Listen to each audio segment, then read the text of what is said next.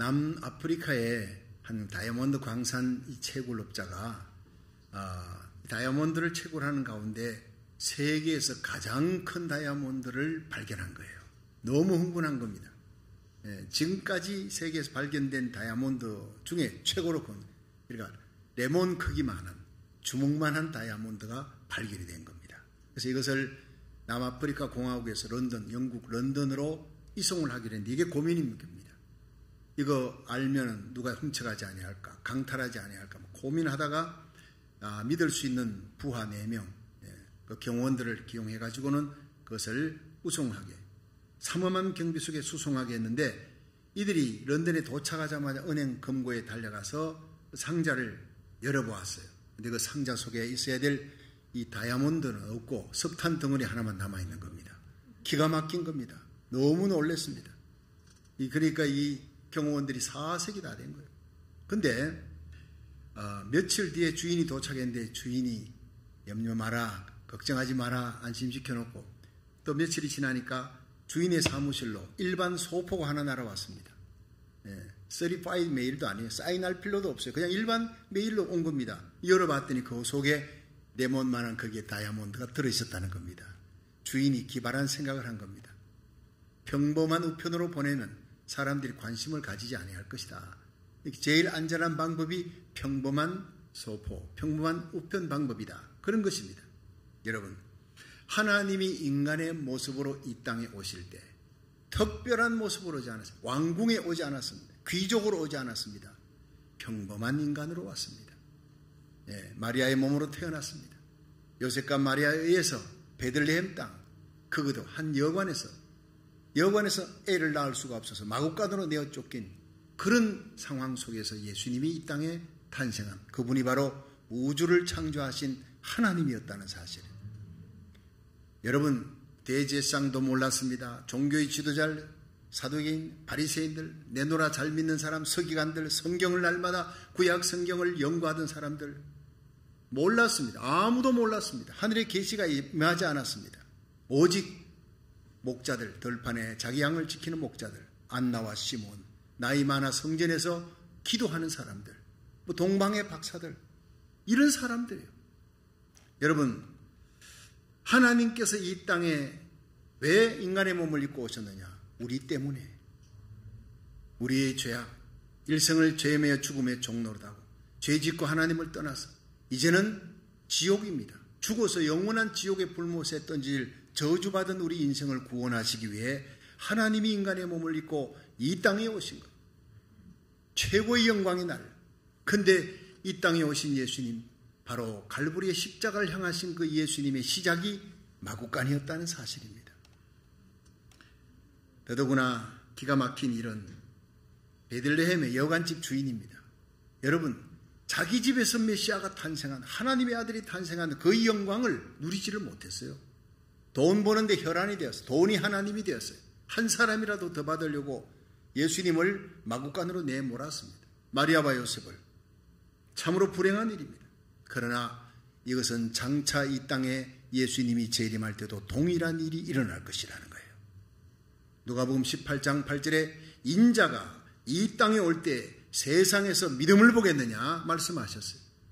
어쩌면 내노라 잘 믿는 사람들, 성경을 달달 외우는 사람들이 예수님의 공중재림에 제외될지도 모릅니다.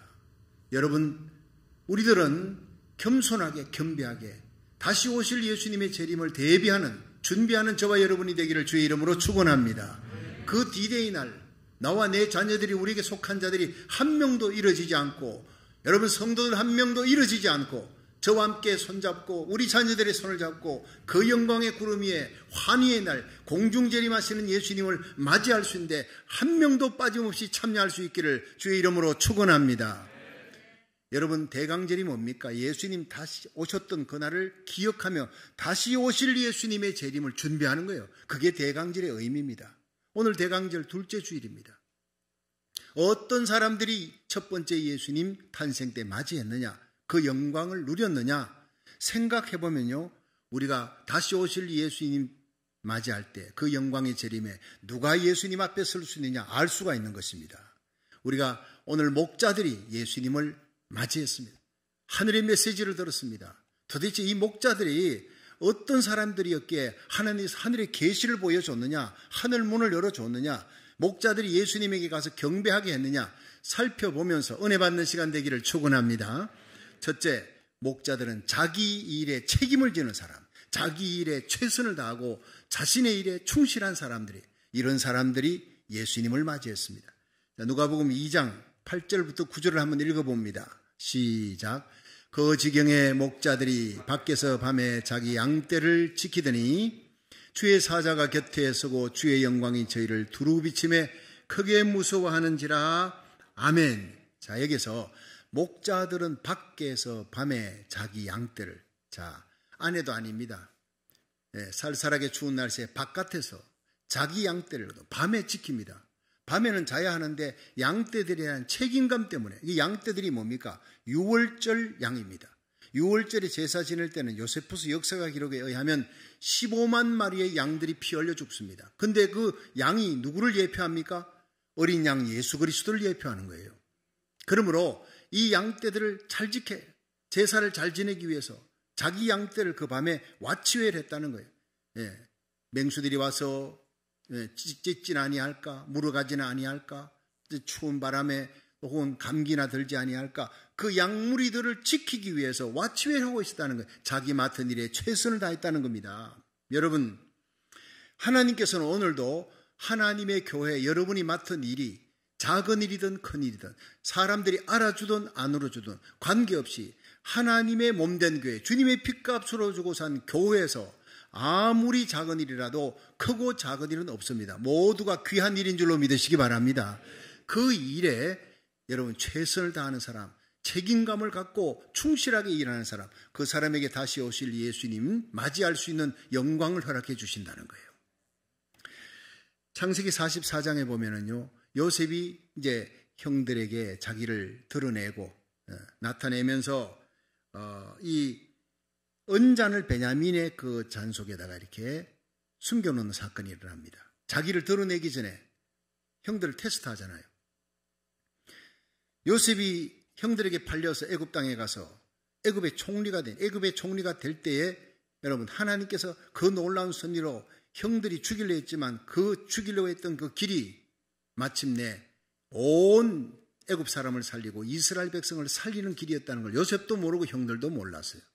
하나님의 섭리 속에 요셉은 만 30에 총리가 될 때, 여러분, 그 총리가 되어서 7년 풍년이 지나고 또 흉년이 2년 지나고 흉년이 아직 5년 남아있을 때에 형들이 온 거예요. 굶어 죽게 생겼으니까 양식 가지러 왔는데 그때 형들임을 알아보고 과거의 형들이었나 아니었나 테스트하기 위해서 어떻게 합니까? 시므온을 가두어라. 가서 베냐민 데려와라. 베냐민 데려오니까 어떻게 했나요? 베냐민의 양식 자료에다가 은잔을 넣었어요. 시험하고 테스트하기 위해서 그 은잔이 발각이 되는 날 이 베냐민을 잡아넣겠다. 감옥에 넣겠다. 종 삼겠다. 생사여탈권을 지닌 이 요셉이 그렇게 얘기하자 유다가 얘기하는 기가 막힌 눈물의 얘기, 유다의 눌변입니다. 웅변입니다. 창세기 44장 18절부터 34절까지 유다가 나서서 그 앞에 엎드려 아버지의 생명과 이 베냐민이 연결됐다는 걸 얘기합니다. 여러분, 배다른 아들들 아닙니까? 옛날의 형인가 아닌가를 살펴보는 나머지 10명은 꿀먹은 벙어리처럼 가만히 있습니다. 르우벤이 제일 큰 형이지만 큰 형도 가만히 있는데 유다가 나섰습니다. 그래서 위대한 겁니다. 용기를 갖고 나서서 가슴에 사랑을 안고 아버지에게 약속했습니다. 이 베냐민을 데리고 오겠다고. 이 베냐민 못 가면 우리 아버지 죽습니다.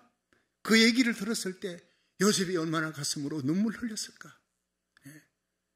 형들이 옛날 형이 아니구나. 배다른 동생을 위해 목숨을 걸겠다고. 이 동생 베냐민 안 데려가면 우리 아버지 죽습니다. 약속했습니다. 그러므로 이 베냐민 대신에 내가 종이 되고 죽으라면 내가 죽을 테니까, 내가 십자가 질 테니까 이 베냐민을 풀어주고 나를 가두어 주십시오. 그 얘기를 하는 거예요. 기가 막힌 책임감 아닙니까? 모든 형들이 그 자리 10명의 형과 동생들인데 유다가 나서서 내가 책임지겠습니다. 이 아이의 생명을 책임지겠습니다. 아버지 생명이 내게 달려 있습니다. 책임지고자 하는 그 모든 형제들을 책임지고자 하는 그 마음을 가지고 눈물로 호소할 때 이 요셉이 방성되고 가는 거예요. 주위에 있는 사람 다 물러가라 하고. 형님들 나요 요셉이요, 당신들이 팔으려고 했던, 죽이려고 했던 요셉이요, 당신들이 내게 악을 행했지만 하나님 이걸 바꾸어 선으로 바꾸었습니다. 앞으로 5년 동안 흉년이 있으니 다 데리고 오십시오. 내가 형님들 처자식들 먹여 살릴 겁니다. 내가 애굽에 누리고 있는 이 총리의 영광을 함께 누리십시다. 그 모든 영광이 유다 때문이라는 겁니다. 유다 때문에, 한 사람 유다 때문에. 오늘도 여러분 우리 교회 하나 때문에 우리나라 살리기를 1000번째의 눈물의 기도가, 여러분의 가정에 한 사람이 새벽기도 나와 여러분 가정을 책임져 줍니다. 우리 교회 한 교회가 눈물로 기도하면 여러분 이 도성을, 한국과 미국을 하나님이 책임져 줄 줄로 믿으시기 바랍니다. 예레미야 5장 1절에 예레미야에 너 빨리 예루살렘 성읍을 달려라. 그 큰 거리에서 찾아봐라. 공의를 행하며 진리를 행하는 자, 이 땅에 가정한 죄악을 인해 가슴 치며 눈물 흘리며 중보기도 하는 자 한 명이라도 만나면 내가 그 한 명을 인해 예루살렘 30만 명이 사는 예루살렘의 모든 죄를 용서해 줄 것이라 했습니다. 죄악이 많아 심판당하는 것이 아닙니다. 눈물의 기도자 한 명이 없기 때문입니다. 저와 여러분이 이 시대에 우리의 자녀를 살리는 그 한 명이 되기를 축원합니다. 교회를 살리고 미국을 살리고, 미국이 살아야 한국이 삽니다. 여러분 고국과 미국을 살리고 세계 대부흥의 주역이 될 수 있는 저와 여러분이 되기를, 우리 자녀들이 되기를, 우리 주님 세운 교회가 되기를 주의 이름으로 축원합니다. 그렇습니다. 책임 있는 사람 하나님이 찾습니다. Love is responsibility. 사랑은 책임이라는, 주님의 몸된 교회, 주님의 핏값으로 주고 산 거룩한 주의 몸된 교회, 맡고 있는 여러분의 일이 아무리 적다 해도 여러분 하나님 보실 때는 너무나 큰 일입니다. 목숨 걸고 책임을 지십시오. 여러분, 우리가 마지막에 주님 앞에 서는 날 달란트 계산하잖아요. 어떻게 계산합니까? 5달란트 맡은 자 배를 남겼어요. 2달란트 맡은 자 배를 남겼어요. 근데 똑같이 칭찬합니다. 토시 하나 틀리잖아요. 잘하였다. 착하고 충성된 종아, 네가 작은 일에 충성하였으니 큰 것으로 내게 맡기리라. 내 주인의 즐거움에 참여하라. 종들을 주인의 즐거움에 참여하는 주인의 아들의 자리에 올려놓습니다. 여러분 그 영광의 자리에 저와 여러분이 주님 곁에 설 수 있기를 주의 이름으로 축원합니다. 작은 일에 충성했다니. 여러분 새벽에 달려와 기도하는 거 아무도 모릅니다. 출석하지 않습니다. 주님은 그러나 보고 계십니다. 주님이 온라인 예배 드리는 거 보고 계십니다. 나라 살리기를 1000번째 목숨을 걸고 예배 드리는 거 보고 계십니다. 지금은요, 델타 변이를 넘어 오미크론이, 여러분 이 엄청난 재앙이 막 쓰나미처럼 들이닥칠 때 오르난의 타작마당에 하루에 7만 명의 온역으로 전염병으로 죽어갈 때 이 다윗이 하나님 앞에 통곡합니다. 내가 범한 죄입니다. 회개하는 자, 이 백성은 살려주고 나와 내 집을 치소서. 책임을 남의 탓에 돌리지 않고 내 탓입니다 하는 자, 하나님이 갓 선자를 통해서 오르난 타작마당에 올라가 예배드리라. 급히 올라가 번제단 화목제를 쌓으니 그 화목제 연기가 올라가는 동안에 하나님이 성령의 불을 내리셨어요. 오르난의 타작마당에 불을 내리시고, 여러분 천사가, 재앙을 내리는 천사, 전염병을 내리는 천사가 칼을 집에 꽂았더니 전염병이 끝났더라 그랬습니다. 여러분 이 전염병을 끝낼 수 있는 것은 오르난의 타작마당에 목숨 걸고 올라가 베옷을 입고 하나님 앞에 회개하며 번제와 화목제를 드리는 거, 여러분 나라 살리기를 1000번째입니다. 여러분 가정 예배가 회복돼야 되고 주일 예배, 구역 예배, 예배에 목숨을 걸 수 있기를 주의 이름으로 축원합니다. 그것이 작은 일이 아닙니다. 나라를 살리는 일입니다. 그렇습니다. 하나님은 우리가 맡은 일에 예배 하나에도 최선을 다하는가, 책임감을 갖고 나오는가, 그걸 보고 계시는 거예요. 제가 오래전에 이 브라질에 부흥회를 갔었습니다. 여러분 알다시피 벨로 호리존체에 있는 겟세마네 교회, 그 교회가 당시 3만 명, 지금은 6만 명이 됐습니다. 조르지 레나레스 목사님이 부흥회를 초청해서 갔는데 그 목사님을 통해서 이런 얘기를 들었어요. 우리가 부흥회 이제 와서 간증을 여러분도 아마 다 들었을 겁니다. 조지 목사님의 형제가 모두 12명이에요. 12명. 그런데 아버지 어머니가 이혼을 하면서 각각 6명의 자녀를 나누어서 데리고 갔는데 그 6명 어머니하고 이제 6명의 자녀를 간 가운데 조지 목사님이 끼어 있었습니다. 어머니와 함께 7명이 어머니가 청소부 하면서 애들 먹여 살리는데 정말 죽을 고생한 거예요. 찢어지게 가난한 겁니다. 그런 가운데서도 방 하나에 7명이 지내면서 그렇게 어머니가 새벽부터 저녁까지 청소해가지고 애들 먹여 살리는데 그 없는 돈에 조지 목사님 그 어릴 때 10살 때부터 비둘기를 사랑했어요. 비둘기에 대한 애착이 특별히 있어가지고 비둘기를 돈 주고 사가면 오이를 주고 또 돈만 생기면 비둘기 사고 돈만 생기면 사고 학교 갔다 오면 비둘기 돌보고 비둘기가 10마리, 100마리, 200마리 나중에 1000마리까지 됐대요. 그런데 하루는 어떤 사람이 와서 이 제약회사에 다니는 사람인데 사장이 여기에 비둘기가 많다. 이 비둘기를 몽땅 사가지고 오라. 비싼 값으로 사겠다. 제안을 한 거예요. 그 돈이면요. 정말 가난도 벗어날 수 있는 큰 돈을 건 겁니다. 비둘기를 원료로 해서 약을 만든다는 거예요. 그 얘기를 듣자 자기가 애기중지 아꼈던 그 비둘기가 약을 만드는데 다 죽임을 당한다는 생각을 하니까 기가 막혀 절대로 안 팔겠다 그러고 한 마리도 안 팔았다는 거예요. 세월이 지났습니다. 조지 리나네스 목사님이 신학을 공부하고 목사가 됐습니다. 그때 한 예언하는 목사님이 그 집을 들러서 하나님이 당신에게 이 말씀을 하셨습니다 라고 이러더라는 거예요. 하나님께서 당신이 어린 시절 비둘기를 아끼는 모습, 제약회사에다 팔지 않는 모습, 그것을 하나님이 다 보셨다. 그리고 이제 하나님께서 그렇게 비둘기를 아끼던 내 백성을 아끼라 하면서 이 교회를 부흥시켜 줄 겁니다 했는데 그때부터 교회가 엄청난 부흥이 일어났다는 거예요. 지금 6만 명 교회가 됐다는 겁니다. 여러분, 작은 일을 하나님이 귀히 보십니다. 비둘기 한 마리 한 마리를 사랑하는 모습을 귀히 보시는 거예요. 여러분, 저와 여러분이 이렇게 주님의 몸된 교회에서 저는 목사로 이 강단을 지키고 여러분은 예배의 단을 지키고 여러분 각기 맡은 교회에서의 직분을 소중히 여기고 목숨을 다하여 정성을 다하여 최선을 다하여 사랑을 안고 충성하시기를 주의 이름으로 축원합니다. 주님이 보고 계시다는 거예요. 여러분 사도행전 13장 22절에 내가 이새의 아들 다윗을 만나니 내 마음에 합한 자라 그가 내 뜻을 이루리라. 다윗이 어떤 사람이었습니까? 양떼들을 지키고 있는 목동이었습니다. 그런데 곰이 와서 양떼를 훔쳐가는 거예요. 사자의 이빨을 갖고 이 양떼를 물고 가는 겁니다. 그때 다윗은 따라가서 사자를 쳐서 그 이빨에서 양새끼를 건져냈다고, 곰의 발톱에서 건져냈다고 사울왕에게 고백할 때 바로 그겁니다. 내가 이 골리앗의 손에서도 하나님이 건져주실 것입니다. 내가 양새끼 하나를 지키기 위해 사자와 싸웠고 곰과 싸웠습니다. 목숨 걸었습니다. 하나님이 이걸 보셨다는 것입니다. 그래서 내 백성을 내가 네게 맡기겠다. 양무리를 목숨을 걸고 양새끼 하나의 목숨을 거는데 내가 너를 인정했다. 내 마음에 합하다. 내 뜻을 이루리라. 이제는 내 백성을 맡아라. 그렇게 맡겨주시고 왕이 되게 하신 분이 하나님인 줄로 믿으시기 바랍니다. 그렇습니다.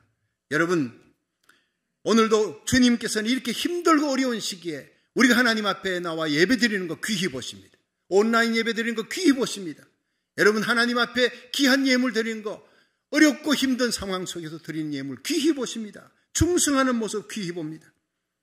다시 오실 주님을 만날 수 있는 축복된 자, 영광 가운데 세워질 수 있는 자는 밖에서 자기 양떼를 지키는 목자들입니다.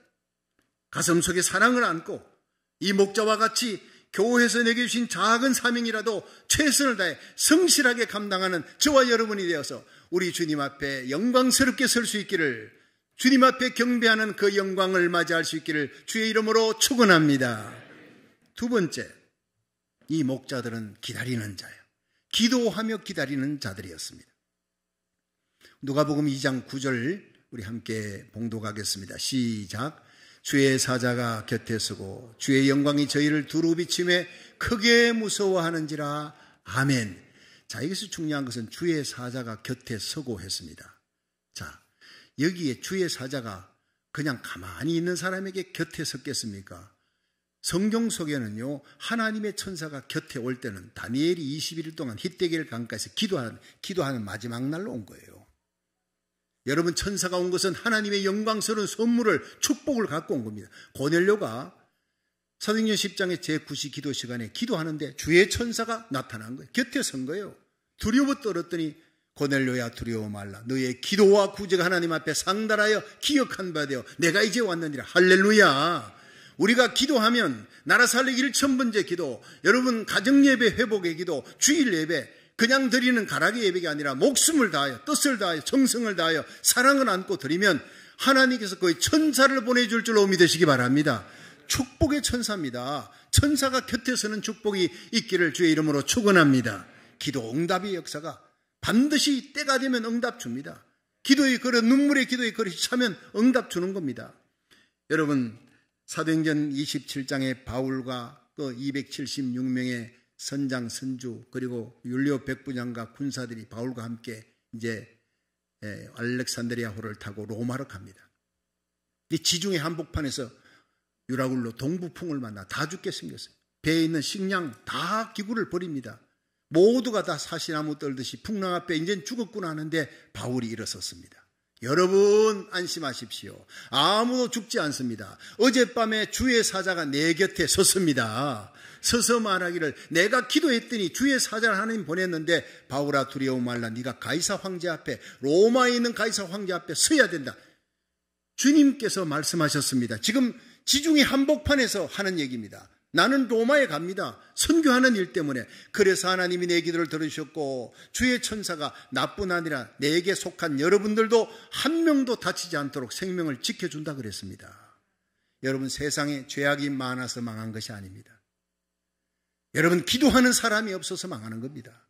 바울 한 사람 때문에 하나님을 알지도 못하던 그 죄수와 죄인들, 사공들, 군인들 다 사는 겁니다. 여러분, 이 도성이 아무리 소돔 고모라 같이 되어도 여러분이 기도하는 한 교회가 있는 이상 하나님이 지켜줄 줄로 믿으시기 바랍니다. 그 가정에 기도하는 한 사람이 있으면 그 가정에 모두가 다 잠들어도 하나님이 지켜주는 역사가 매일매일 일어나는 것입니다. 우리는 이때 기도하는 파수꾼이 되어야 됩니다. 여러분, 하늘을 바라보십시오. 우리의 위로자는 예수님밖에 없는 줄 믿으시기 바랍니다. 하늘로부터 오는 위로를 받아야 합니다. 이 세상에 위로가 없습니다. 어떤 왕도 대통령도 해결할 수 없는, 여러분, 이 재앙을 누가 해결합니까? 예수님만이 해결하실 줄로 믿으시기 바랍니다. 하늘을 소망 삼으십시오. 주님이 오셔야 해결되는 것입니다. 우리가 기도할 때 주님의 천사를 하나님이 보내어 우리 곁에 서게 하실 줄로 믿으시기 바랍니다. 그렇습니다. 잠언 8장 17절에 나를 사랑하는 자들이 나의 사랑을 입으며 나를 간절히 찾는 자가 나를 만날 것이니라. 역대하 16장 9절에 여호와의 눈은 온 땅을 두루 감찰하사 전심으로 자기를 찾는 자, 전심으로 사랑을 안고 예배드리는 자, 기도하는 자에게 하나님은 능력을 베풀어 주시느니라 했어요. 누가복음 2장 25절에 보면 예루살렘의 시몬이라고 나이 많은 사람입니다. 이 사람이 의롭고 경건하여 주의 위로를, 이스라엘의 위로를 기다리는 자라. 성령이 그 위에 계시더라. 성령이 그 위에 계시는 사람, 어떤 사람? 하나님의 계시를 받는 사람, 성전에서 기다리는 자, 기도하며 기다리는 자였습니다. 마침 어느 날 보니까 요셉과 마리아가 예수님을 데리고 할례할 8일이 되어 성전에 왔는데 성령이 그 성전에 있는 많은 사람 가운데 이 시몬에게 임한 거예요. 바로 저 아기다, 저 아기가 이스라엘을 구원할 메시아다. 그 자리에서 일어나 달려가 어린 아기를 받아 안고 하나님 앞에 찬양합니다. 주저요, 이제는 내 사명을 끝나고 놓아주시니 감사합니다 하며 예수님을 축복하고 선지자의 대열에 올라갑니다. 여러분, 기다리는 자였습니다. 누가복음 2장 36절에 보면 안나라는 할머니가 나옵니다. 출가한 후 7년 동안 겨우 7년만 남편하고 살다가 그 다음에 과부가 돼서 84년, 20살에 시집갔다 하더라도 111살입니다. 100살은 넘었을 그 나이에 나이 매우 늙었더라 했어요. 여러분, 나이와 관계없이 이제는 인생 석양에 그냥 이렇게 있다가 죽어야 되겠구나, 그렇게 살아가는 사람이 아니었습니다. 나이 매우 많았더라. 100세가 넘은 그 나이에, 최하 100세가 넘은 그 여인이 몸을 일으켜 성전을 향해 달려갑니다. 날마다 성전에서 금식하며 기도했다 했습니다. 하나님의 메시아를 기다리며 하늘 소망을 안고 성전에서 금식하며 기도했던 이 안나의 기도를 들어주어서 하나님께서 아기 예수를 품에 안고 축복하는, 그리고 선지자의 반열에 올라가는 시몬과 안나에게, 여러분, 첫 번 크리스마스에 예수님을 만난 자들 모두, 목자들, 시몬, 안나, 기다리는 사람, 그냥 기다리는 게 아니라 기도하며 예배드리며 기다리는 사람들이었습니다. 여러분, 예배의 목숨을, 다윗처럼 오르내 타작마당에 올라가 예배드리는데 목숨을 걸어야 합니다.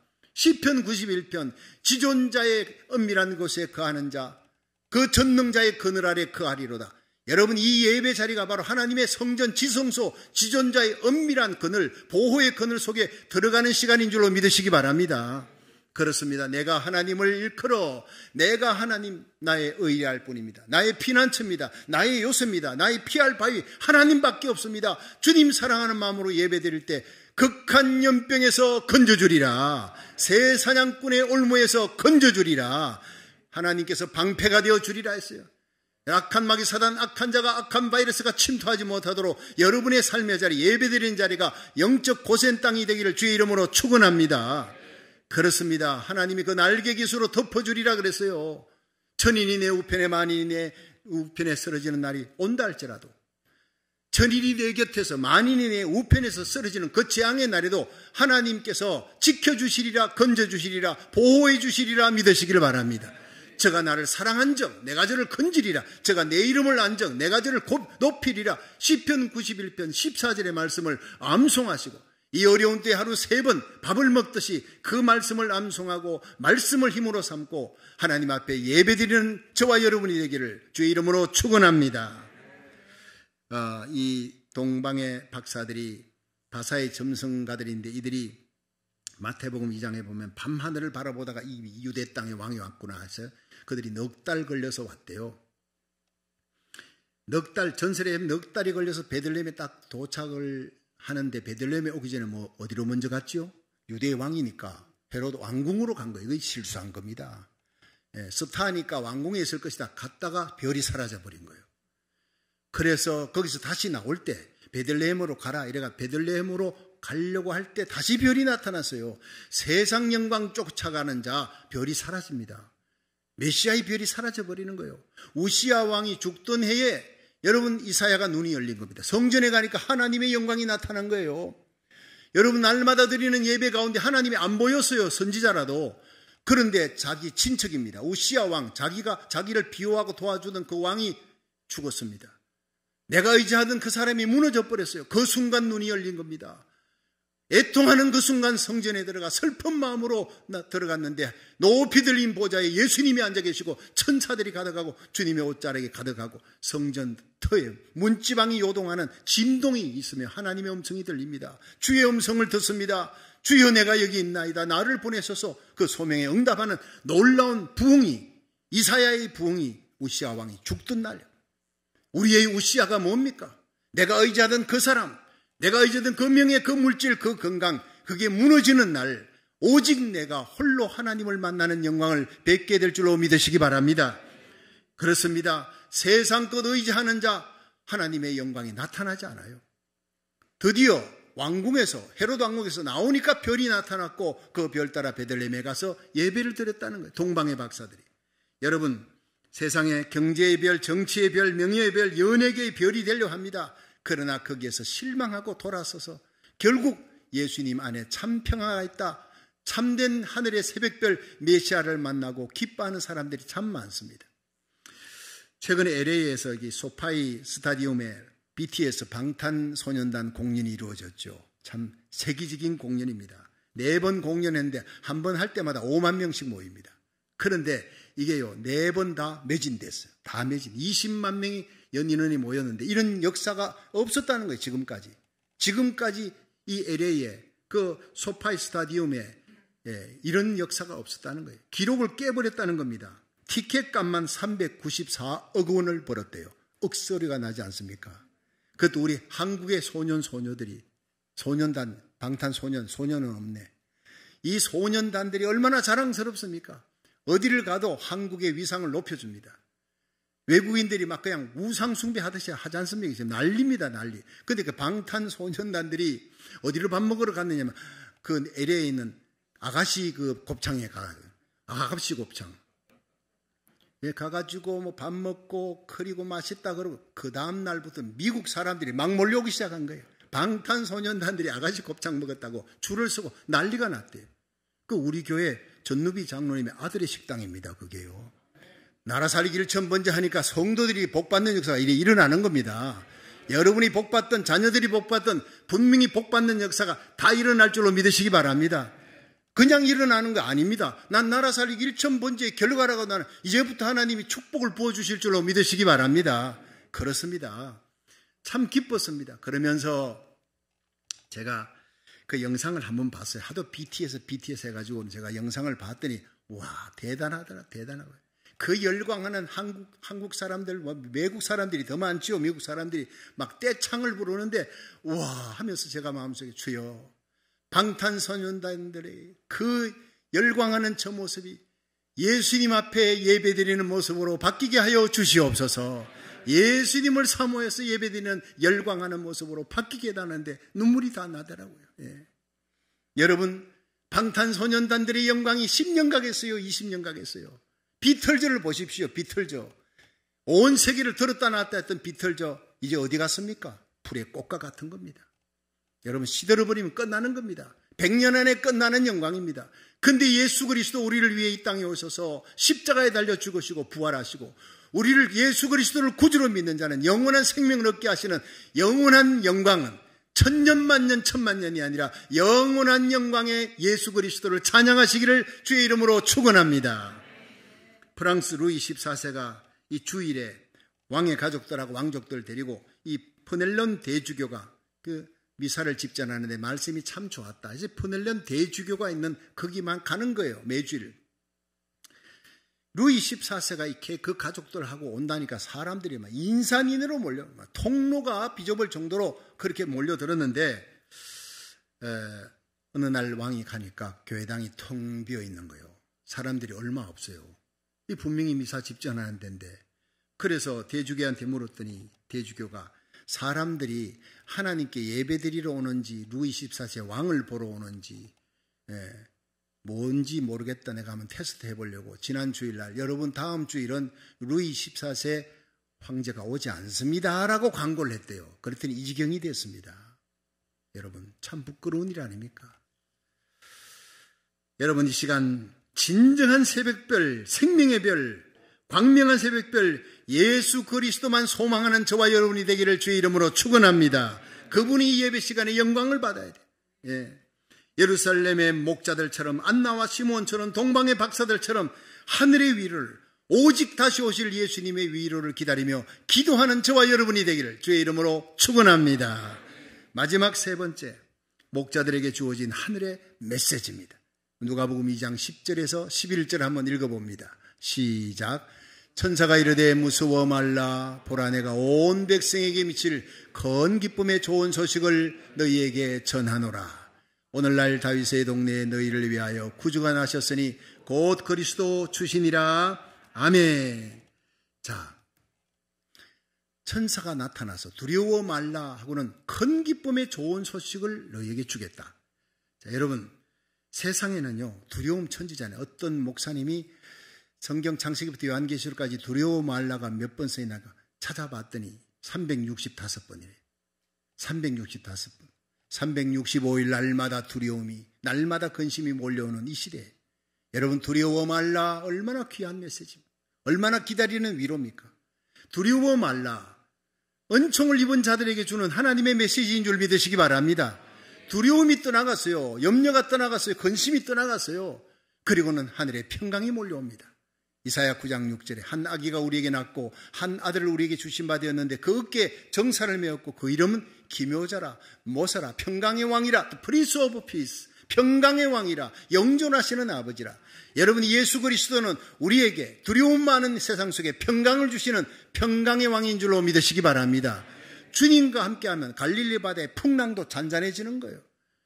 예수님 모시고 있으니까 여러분 사도행전 12장에 이 베드로가 옥에 갇혔습니다. 교회는 그를 위해 기도했습니다. 근데 옥을 탈출시키는 옥문에서 있으면서도 혼자서 굴굴 자는 거예요. 천사가 옆구리를 쳐야 깰 정도로 어떻게 그런 평안이 옵니까?